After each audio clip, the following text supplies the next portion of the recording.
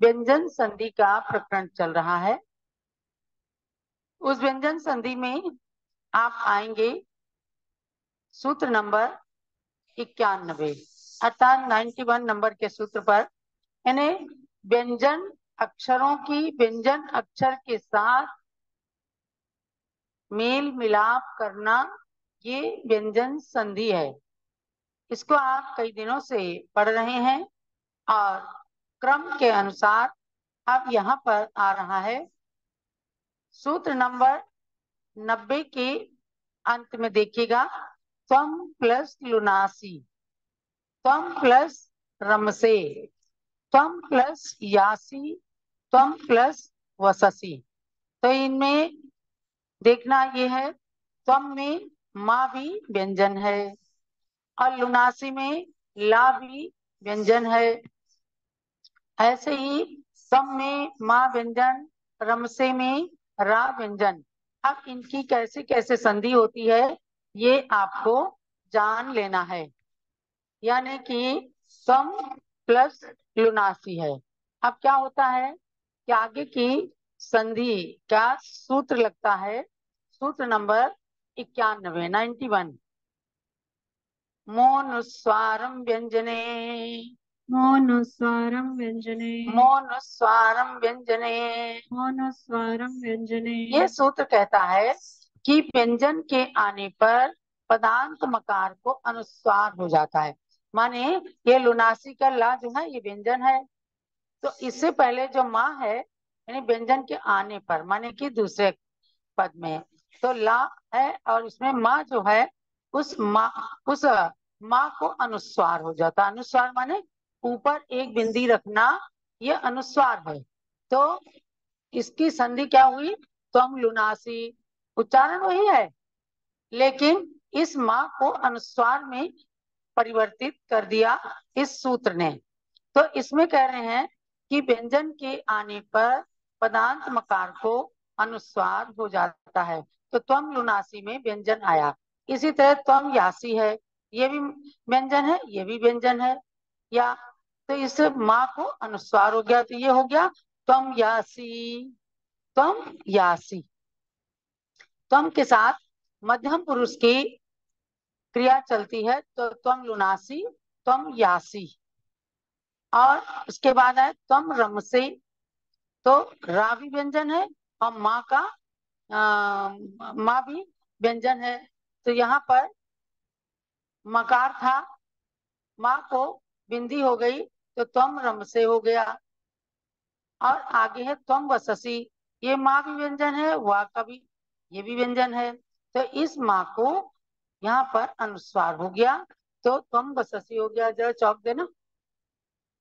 ये रूप आपके सिद्ध हो गए और इसमें केवल एक 91 नाम का सूत्र लगा है।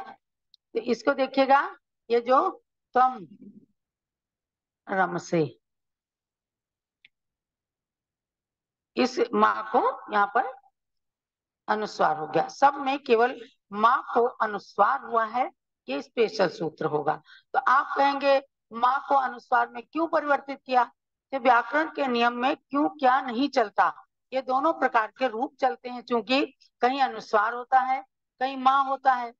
तो उनके नियम को स्पेशल इसमें बताया गया है कि पहले अगर मकार है आगे व्यंजन है तो इस मकार को अनुस्वार हो जाता है।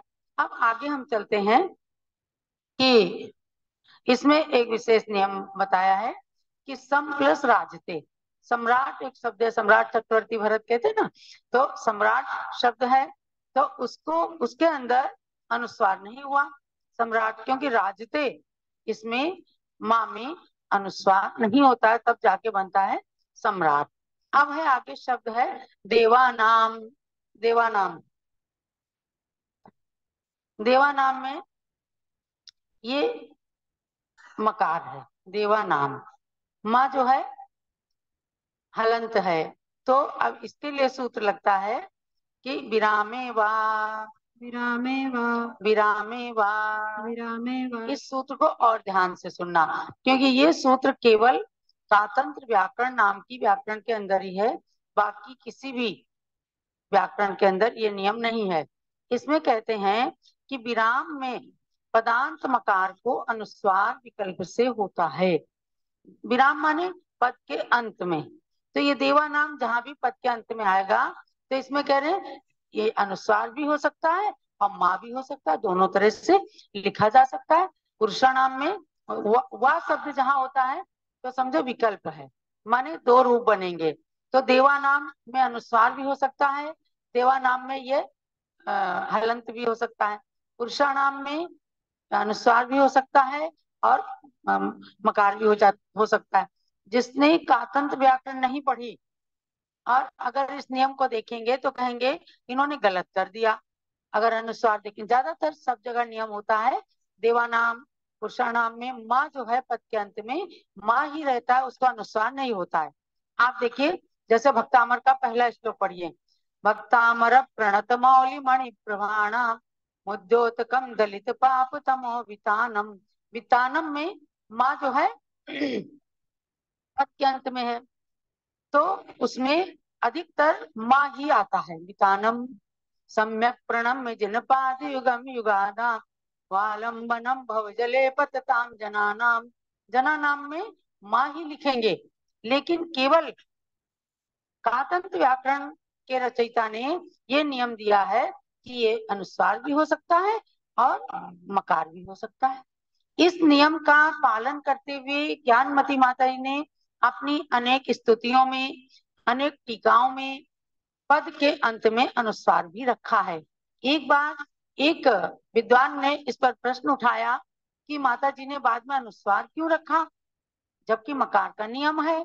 तब उन्हें व्याकरण का ये सूत्र दिखाया गया, क्योंकि उन विद्वान महाराज ने कातंत व्याकरण नहीं पढ़ रखी थी, इसलिए उनको ये नियम मालूम नहीं था। उन्होंने सोचा कि ज्ञानमती माता जी ने इसमें कुछ गलती कर दी है, और जबकि ज्ञानमती माता जी ने ये किया था कि हमारी जैन व्याकरण है कातंत्र व्याकरण, तो अगर इसमें आचार्य देव ने ये विशेष नियम बताया है तो हम इसका ही प्रयोग करेंगे। तो दोनों तरह के प्रयोगों को उन्होंने अपनी टीकाओं में और स्तुतियों में किया है। ये नियम आपको विशेष रूप से जानना है। कभी कोई विद्वान आपको कहे तो जो लोग इस चीज को समझ रहे हैं तो उनको जरूर जानना है कि पद के अंत में यदि मकार है अनुस्वार भी हो सकता है। मकार का विरोध नहीं है, लेकिन ये अनुस्वार भी होता है। दोनों प्रकार के नियम इसके अंदर बताए गए हैं। ये हमने आपको बताया कि विराम में वह सूत्र ऐसा कहता है कि विराम में मकार भी होता है अनुस्वार भी होता है। अब आप चलिएगा आगे, हम चलते हैं। अब आता है कि त्वम प्लस करोसी, त्वम प्लस चरसी, त्वम प्लस टीकसी, त्वम प्लस तरसी, त्वम प्लस पचसी। हर वर्ग का कवर्ग का टवर्ग का चवर्ग का तवर्ग का पवर्ग का हर एक अक्षर के साथ संधि करने की एक बात आई है। तो इसमें कहते हैं त्वम करोसी, ये आया त्वम प्लस करोसी, तुम करते हो। करोसी जैसे हमने बताया ना कि त्वम के साथ में मध्यम पुरुष की क्रिया आती है। तो अब इसमें सूत्र लगता है वर्गे तदवर्ग पंचमम वा, वर्गे तद्वर्ग पंचमं वा, वर्गे तदवर्ग पंचमम वा।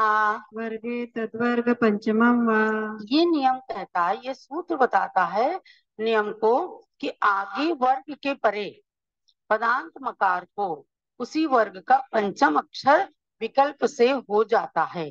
पढ़ रहे होंगे सब लोग, आपके पास में पुस्तक भी पहुंची है, पीडीएफ भी पहुंची है। तो अब देखो ये माँ है और ये का, तम प्लस करोसी है। ये नियम कहता है कि या तो इस माँ को इस कवर्ग का पंचम अक्षर कर दो। तो पंचम अक्षर किया तो क्या हुआ, क ख ग घ अंगा। तो त्वं करोसी, ऐसे इसको क्या पढ़ेंगे, त्वं करोसी। क्या पढ़ेंगे, त्वं त्वं करोषि, करोसी। और एक बार जब नहीं हुआ तो अब इसको अनुस्वार करके त्वं करोसी कर दिया। तो त्वं करोसी और त्वं करोसी ये विकल्प से इसमें बताया कि पंचम अक्षर पदांत मकार को जो आगे का अक्षर है उसी वर्ग का अंतिम अक्षर, तो अंतिम अक्षर का अंतिम अक्षर ङ, त्वं करोसी हो गया। ऐसे अब त्वम चरसी है तो इसका अंतिम अक्षर त्वम के तो उसको हो जाएगा च छ ज झ य होता है। तो इसको त्वंचरसी, इसमें भी य का उच्चारण है, त्वंचरसी। और त्वम चरसी, तुम चलते हो, चलते हो, चलते हो। तो दोनों तरह के विकल्प से दोनों रूप बता दिए कि एक बार आगे के वर्ग का पंचम अक्षर होगा माँ को, और एक बार ज्यों की त्यों रहेगा।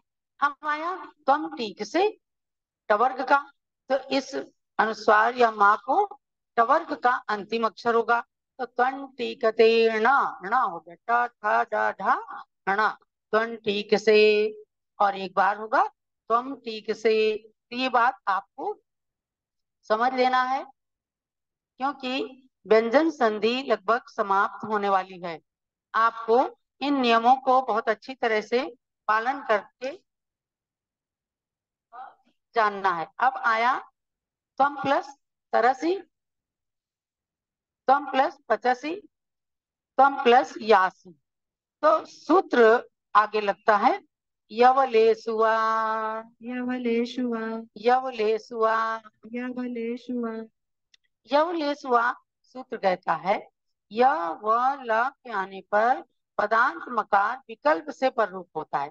देखो, जहां नियम होता है तो वहां एक रूप बनता है, जहां वाह होता है तो वहां विकल्प होते हैं, दो रूप बनते हैं।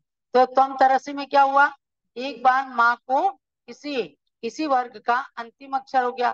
तो तवर्ग का अंतिम अक्षर क्या होता है, थ थ द ध न। तो त्वं तरसी हो गया, इस माँ को ना हो गया, त्वं तरसी हो गया। और एक बार त्वम तरसी, तुम तरते हो। ये दोनों अर्थ दोनों का एक है, पर नियम में अंतर आ जाता है कि आपको व्याकरण का ज्ञान है यदि, तो आप दोनों प्रकार, किसी ने अगर इसका भी प्रयोग किया है तो आपको ये भी सही मानना पड़ेगा, या कहीं अनुवाद आता है आप इसका भी प्रयोग कर सकते हो, और ये तो सरल वाला है ही। तो त्वम तरसी, ऐसे त्वम पचसी। तो त्वम पचसी पवर्ग का अंतिम अक्षर माँ ही होता है, यहाँ पर त्वम में माँ तो था ही, तो त्वम पचसी ही हो गया। और एक बार अनुस्वार करके त्वम पचसी कर दिया। और उसके बाद में त्वम प्लस यासी आया। तो त्वम प्लस यासी में क्या कहते हैं कि इसमें यह व ला के आने पर पदांत मकान विकल्प से प्ररूप होता है। तो एक बार क्या हुआ, त्वयासी, त्वयासी। तो विकल्प से ये डबल हो गया, या तब त्वम यासी, त्वयासी, और या त्वम यासी, या त्वम वरसी। तो एक बार डबल हुआ कर दिया, त्वम वरसी, ये डबल हुआ हो गया। और एक बार त्वम प्लस वरसी, तुम वरण करते हो, तो त्वम वरसी, ये ज्यों का त्यों रहा। ऐसे विकल्पों के साथ पूरे नियमों को जान करके आपने आज व्यंजन संधि को यहाँ पर परिपूर्ण कर लिया है।